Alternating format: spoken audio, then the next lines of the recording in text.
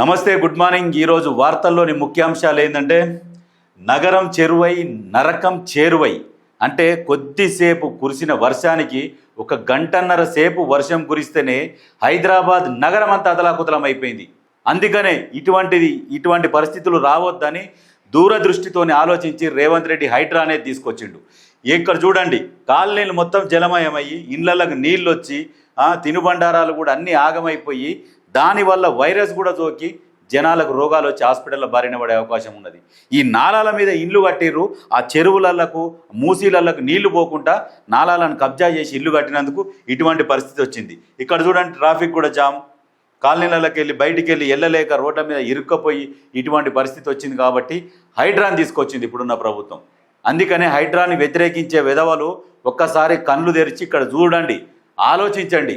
BJP BRS అడ్డు, BC రిజర్వేషన్లకు అవి వ్యతిరేకం, అపాయింట్మెంట్ ఇవ్వొద్దని రాష్ట్రపతిపై మోదీ షా ఒత్తిడి. ప్రయత్నాలన్నీ చేశాం, రాష్ట్రపతి చొరవ తీసుకోవాలి. జీవో ఇస్తే కోర్టుల్లో వాయిదా వేస్తే నిధులకు చిక్కు. రాజకీయ పార్టీలు 42% టికెట్లు ఇవ్వడం చివరి మార్గం. ముస్లింలను బూచిగా చూపించి రిజర్వేషన్లను అడ్డుకునే కుట్ర. చెట్టు కింద ప్లీడర్, గల్లీ లీడర్ల కిషన్ రెడ్డి వ్యాఖ్యలు. బీజేపీది మొదటి నుంచి ఓబీసీల వ్యతిరేక వైఖరి. 10 రోజుల్లో ఈడబ్ల్యూఎస్ రిజర్వేషన్లు ఇచ్చారు, మరి ఓబీసీ రిజర్వేషన్లు అంటే మాత్రం నాంచుతున్నారు. జార్ఖండ్ వెళ్ళినందుకే బీసీ ధర్నాకు రాహుల్ రాలేదు. మంత్రులు పీఏసీతో భేటీ తర్వాత భవిష్యత్తు కార్యాచరణ. ఢిల్లీలో మీడియా సమావేశంలో ముఖ్యమంత్రి రేవంత్ రెడ్డి. అయితే ఇక్కడ మన కిషన్ రెడ్డి ఏం మాట్లాడుతున్నాడంటే, ఆల్రెడీ బీసీలకు 34% ఉన్నది, తగ్గించే కుట్ర చేస్తున్నారు, 32% చేసే కుట్ర చేస్తున్నారు అని చెప్పేసి కిషన్ రెడ్డి మాట్లాడుతున్నాడు. ఎందుకంటే గతంలో 34% ఉన్నదాన్ని అప్పుడు కేసీఆర్ ఏమో 21% తెస్తే అప్పుడు మాట్లాడలే ఎవరు, కిషన్ రెడ్డి. ఇప్పుడేమో మీరు తగ్గిస్తున్నారు, మీకు 10%, ఆ 10% ముస్లింలకు ఇస్తున్నారు అని చెప్పేసి కిషన్ రెడ్డి మాట్లాడుతున్నాడు. సరే, ఇప్పటికైనా ఇప్పుడు ఇక్కడ వీళ్ళు 34 ఇస్తారు, గత ప్రభుత్వం ఏమో 21% ఇచ్చింది కదా, మరి ఇప్పటికైనా సహకరించిర్రి. మీరు అధికారంలోకి వచ్చినాక 42% ఇద్దరు. అప్పటి వరకు అయితే జరగనియండి, ప్రక్రియ మొదలు కానివ్వండి, దీనికి మీరు సహకరించండి. ప్రగడ్బందీగా ఓట్ల చోరీ. ఎన్నికల సంఘం బీజేపీ కుమ్మక్కై భారీగా అక్రమాలకు పాల్పడ్డాయి. 5 రకాల అవకతవకలతో మోసం. ఒక్కొక్క సెగ్మెంట్ను పరిశీలిస్తేనే 1,250 తప్పుడు ఓట్లు తేలాయి. ప్రజాస్వామ్యంపై ఇది అణుబాంబు. డిజిటల్ ఓటర్ల జాబితాలు ఇస్తే దేశవ్యాప్త అక్రమాలు బయటికి వస్తాయి. న్యాయ వ్యవస్థ ఈ వ్యవహారంలో జోక్యం చేసుకోవాలి.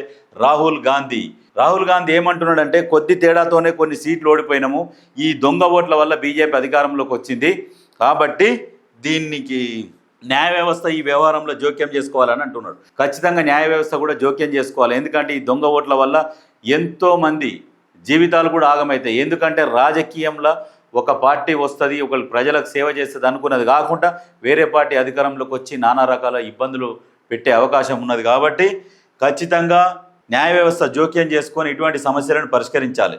అధికారుల లెక్కలు తేలుస్తాం, మళ్ళీ వచ్చేది మా ప్రభుత్వమే. రేవంత్కు కేసీఆర్ ఫోబియా. మళ్ళీ కలలు బాగా కంటున్నాడు ఇష్టం వచ్చినట్టు. మరి సపరేట్గా నిద్రపోనిస్తలేవా తినేటి, మరి నిద్రపో సరిగ్గా. మళ్ళీ నువ్వు అధికారం అనేది కాదు, నీ పార్టీ బీజేపీలో విలీనం, నీ పార్టీలో ఉన్న వాళ్ళు పోయి బీజేపీలో కలుస్తున్నారు, కొంతమంది ఏమో కాంగ్రెస్ వాళ్ళు పిలుస్తారేమో అని ఎదురు చూస్తున్నారు. ఇవన్నీ జరుగుతున్న తరుణంలో ఇట్లాంటి జోకులు వేస్తాడు. ఈ జోకులు వేయకు. ఆయన పేరెత్తకుండా మాట్లాడలేని పరిస్థితి. BRS working president KTR. మరి ప్రతిపక్ష నాయకుని పేరెత్తకుండా ఎవరు పేరెత్తారు? ప్రతిపక్ష నాయకుడే కదా లక్షల కోట్లు తిన్నది. ఆయన పేరెత్తకుండా ఎవరు పేరెత్తారు? నీ పేరెత్తారు. నీ పేరెత్తితే అందరు నవ్వుకుంటుంటారు. అందుకనే ఇట్లాంటి కళలు కనుక జోకులేయకు. ఆల్రెడీ మొత్తం క్లోజ్ అయిపోతున్నది, దగ్గరకు వచ్చింది. నేడు SIT ఎదుటకు Bandi Sanjay. Phone tapping కేసులో విచారణకు. ఇప్పటికే లోతుగా అధ్యయనం. కేంద్ర హోంశాఖ అధికారులతో హైదరాబాద్లో మంతనాలు. ఉమ్మడి రాష్ట్ర మాజీ పోలీసులతో సమావేశం. ఎందుకంటే బండి సంజయ్ అప్పుడు అధ్యక్షుడిగా ఉన్నాడు, తర్వాత ఈయన దిగిపోతందుకు కూడా కారణాలు కేసీఆర్ అనే పుకారు లేపిర్రు.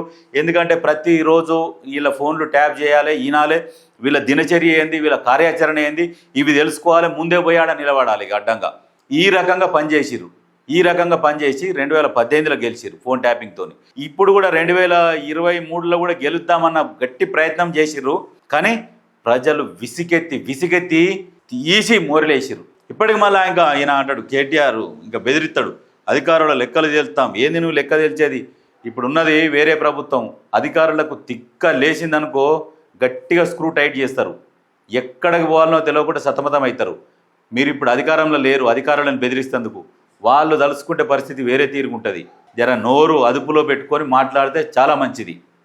ఎన్నికలపై ఏం చేద్దాం, రిజర్వేషన్లు, గ్రామాల్లో పరిస్థితిపై సర్కార్ ఆరా, త్వరలో పిఎస్సి మీటింగ్, సీనియర్లు పార్టీ ముఖ్య నేతల నుంచి ఫీడ్బ్యాక్, పార్టీ పరంగా 42% అమలుపై డిస్కషన్, ప్రజలను కన్విన్స్ చేసేందుకు పార్టీ ప్లాన్.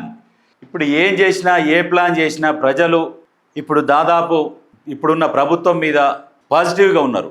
ఎందుకంటే మేజర్గా ఏంటంటే మీరు ఇచ్చిన సన్న బియ్యం కావచ్చు, ఆ రేషన్ కార్డులు కావచ్చు, పూర్తి స్థాయిలో రుణమాఫీ జరిగింది ఎనుకో ముందో, ఇప్పుడు రైతు భరోసా కూడా స్టార్ట్ చేశారు. కాబట్టి ఇప్పుడున్న ప్రభుత్వానికి పాజిటివ్గా ఉన్నారు.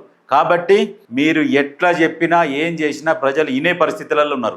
ఎందుకంటే అది కాక ఇంకొకటి ఏంటంటే ప్లస్ ఏంటంటే అధికారంలో ఏ పార్టీ ఉంటే ఆ పార్టీకే స్థానిక సంస్థలలో పట్టం కడతారు. ప్రజలు కూడా చాలా తెలివికల్లోళ్ళు. ఎందుకంటే ఏమన్నా పనులు చేయించుకోవాలి, నిధులు రావాలన్నా అధికార పార్టీకే పట్టం కట్టాలి అనే ఒక ఆలోచన ప్రజలలో ఉంటుంది. అది చాలా తెలివైన వాళ్ళు ప్రజలు, అది కూడా దృష్టిలో పెట్టుకుంటారు. ఇప్పుడున్న ప్రభుత్వానికి ఎట్లయినా కలిసి వస్తుంది. కష్టాల్లో కాషాయం, ఇటు పార్టీ అటు ప్రజా సమస్యలు ఒకే సమయంలో రెండింటిపై ఫోకస్. ఇంటర్నల్ ఇష్యూస్తో పార్టీ సతమతం కొనసాగుతున్న నేతల ఆధిపత్య పోరు. అందుకే జిల్లాల పర్యటన శ్రేణుల్లో జోష్తో పాటు ఆధిపత్య పోరుకు చెక్ పెట్టేలా వ్యూహం. ఆధిపత్య పోరు అంటే అనూహ్యంగా అనుకోకుండా సడన్గా అధ్యక్షుడైండు. బీజేపీ కార్యకర్తలకు ఎట్లా ఉంటుందంటే జోష్ పెంచే నాయకుడు కావాలి, జోష్ పెంచేది, ఉత్సాహం ఉరుకులాడాలి. ఏదనంటే మాటకు మాట రెచ్చగొట్టే మాటలు మాట్లాడితే కార్యకర్తల్లో ఉత్సాహం పెరుగుతుంది. అటువంటి నాయకుడిని ఎక్స్పెక్ట్ చేశారు బీజేపీ కార్యకర్తలు. లాస్ట్కి ఏం చేశారు అంటే ఇక్కడ ఏమో ఈ బాంబు ఎంత గట్టిగా వెళ్తుంది, అధ్యక్షుడు ఎవరు వస్తారు ఎక్స్పెక్టేషన్స్ ఉండే. సో అండ్ సో కొన్ని సామాజిక వర్గాలేమో మావోడు వస్తాడేమో అని ఒకరు, మావోడు వస్తాడేమో అని ఒకరు, ఇట్లా ఎక్స్పెక్ట్ చేశారు.